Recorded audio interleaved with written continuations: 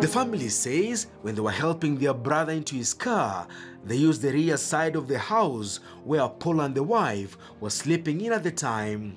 The presence of a pool of blood meters away and the opposite direction was an indication that someone else had been injured during the robbery. After 2 days, we went to the police station, to the deputy DCI's office. He showed us pictures of guys that they suspect. And then after all that wrong, it comes to be that they are the same people who are implicated in the case. How did he become suspicious of these people? And then fail to investigate. Shocked and unable to connect the dots around the killing of their brother, the family went ahead and carried out the wedding as planned. The homestead of the Njogus had wedding bells and mourning. The sights and sounds on the 3rd day of May, 2003. Then on coming back home is when I met the people who were cooking at night, and they asked me, they told me they were waiting for me so that I can tell them if we are going to proceed with the wedding or not. Then I told them, having all the food ready, I didn't see the reason why we should not proceed, because my brother is no more. And even if I don't do the wedding that day, I will still have to do the wedding. So we just decided to go on. To shame the devil, we did the wedding as planned. Indeed, January 1st, 2004, 1 year after the brutal murder of Paul Maina Njogu, Anthony Murage Kabethi and Ephantus Mutai Karegi were charged with robbery with violence. The fact that personal items belonging to Paul and Phyllis were stolen, Anthony faced the capital offense of robbery with violence instead of murder. The prosecution called 12 witnesses, mostly police officers, as the complex case where fright and darkness had made it impossible for the wife of Paul Njogu to identify his killers. Blood samples collected from the scene of crime appear to have been the only lifeline for the family as they sought justice. We decided to take him to Tomotomo Mission Hospital mortuary instead of PGH mortuary. So we took the letter so that we can take him to the mortuary, and after the police coming and witnessing whatever has gone through, and even removing some blood sample from him, we took the body to the mortuary. Prosecution told the court they had indeed collected blood samples from Anthony Murage Kabethi, a government pathologist confirming that indeed the blood sample drawn from Anthony's body matched that collected from the scene of the robbery. But while being cross-examined, the police department admitted to having misplaced the blood samples that were now being used in court as evidence. The court directed that a fresh blood sample be collected almost 2 years after the murder of the 54-year-old businessman. The prosecution also maintained that it was the deceased who severed the hand of Anthony Murage Kabethi on the night he came attacking him and the wife. I was told that the police came just within the night when I was away, and they took the samples from the scene. The prosecution told the trial chief magistrate, Reuben Nyakundi, that it had collected blood samples from the deceased after he had been killed. The intention was to compare Anthony Kabethi's blood with one collected from the scene of the murder. But having misplaced the first blood samples, the court went ahead and placed Anthony Kabethi on his defense. The trial chief magistrate Reuben Nyakundi said Anthony had been placed at the scene of the robbery by his own blood.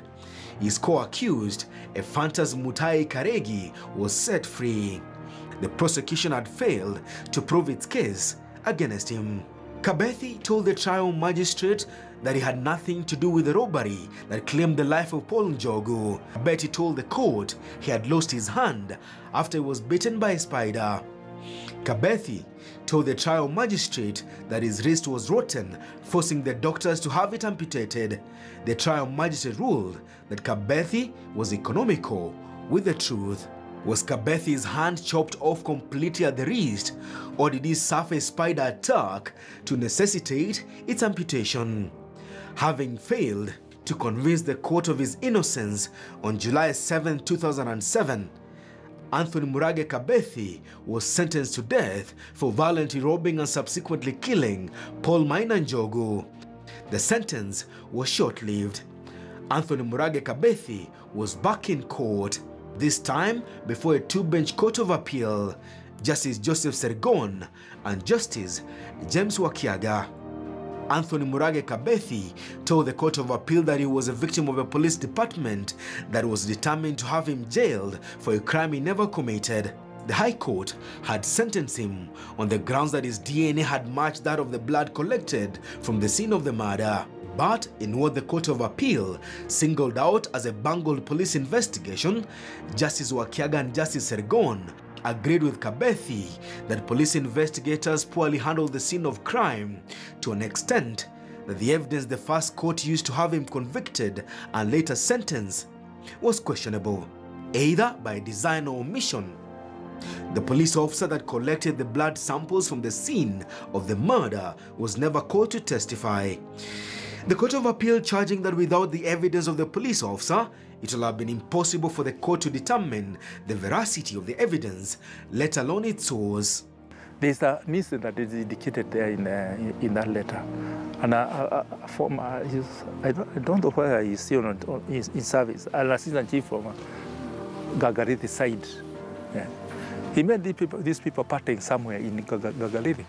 He went to the DCIO, informed him that these thugs are partying somewhere.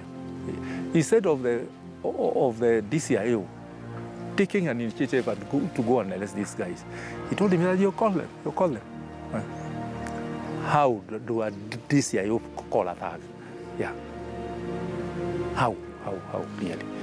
What the prosecution never told the court that crucial evidence, such as the blood-stained machete that Paul Maina Njogu used to sever the hand of Anthony Murage Kabethi, was missing. A bullet head, spent cartridges and a lantern that had taken the first gunshot went missing from the local police station. We teamed up to follow up the case, and we went to the police several times. I can't even remember how many times, because we were going there very severally.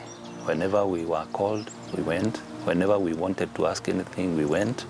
So we went several times. And most of the times we could see that things are not going on out well. And we pointed out to the police officers, the DCIO, his deputy, and many others whom we were coming across. And even the PCIO, we went to the PCIO's office several times. And we mentioned whatever we felt that we are not satisfied with whatever they are doing. Because now, what our little knowledge as laymen, we knew very well that there must be some evidence to pin down the culprits, but we did not have our own eyewitness evidence because it was during the night. So that one we knew very well that it could not pin down anybody. So the only evidence that we knew very well that could have done it is first the blood samples, both from the deceased and the culprit, plus the sample from the scene. In the defense knowledge, why? He showed us these photos. And during the investigation of the case, the same photos were taken now from the police station and dropped at Gatito, which is our shopping center, just next year. The photos that we showed you. We collected these pictures at a certain butchery here in Gatito. Who brought them from the police station to come and drop them at Gatito? Yeah. Our shopping center, where we frequent. Yeah. Who brought them? And for what? Yeah. They were supposed to be at the police station. They were supposed to be at the police station. How did they come to Gatito? Yeah. And then when we took them with Christopher to their offices, he started treating us that we had in government exhibits. Then came the shocker. The Court of Appeal was told that the police investigators had given misleading information about the exact location where the blood samples were fetched from.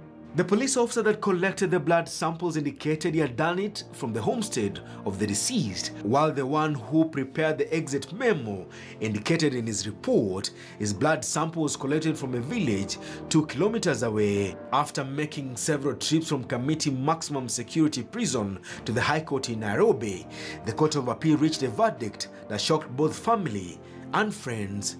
Justice Sergon and Justice Wakiaga agreed with the accused that he was wrongly convicted and sentenced to death.